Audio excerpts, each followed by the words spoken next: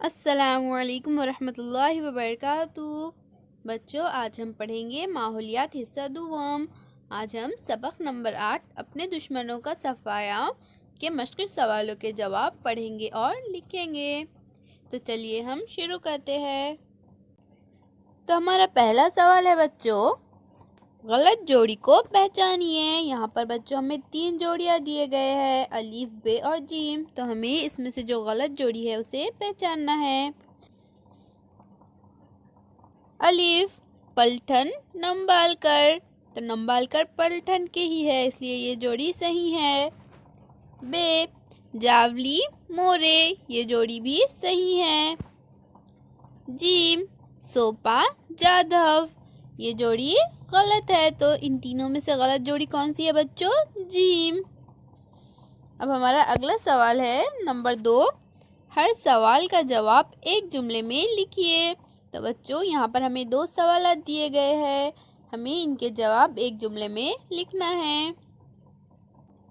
الف، عادل شاہ نے جاولی کے مورے کو کون سا خطاب دیا تھا؟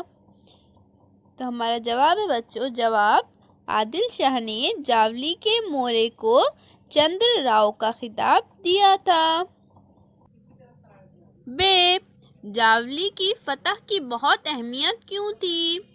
جواب، جاولی کی فتح اس لیے بہت اہم تھی کہ اس فتح کی وجہ سے شیواجی مہاراج کا سوراج پہلے کی بنسبت 2 گنا ہو گیا اور رائری کا عظیم الشان قلعہ ان کے قبضے میں آ گیا۔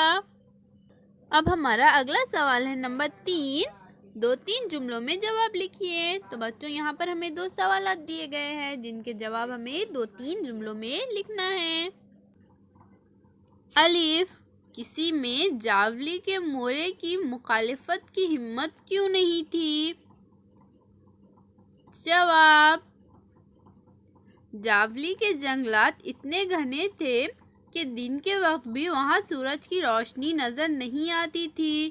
جنگل میں شیر، بھیڑیے اور ریچھ گھومتے پھرتے تھے۔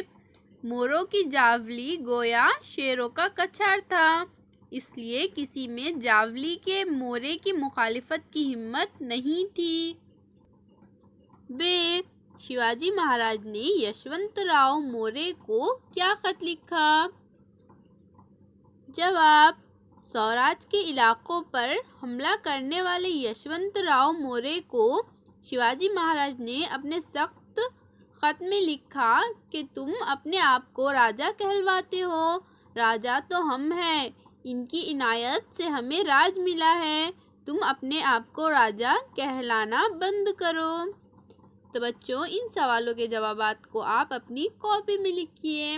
اللہ حافظ۔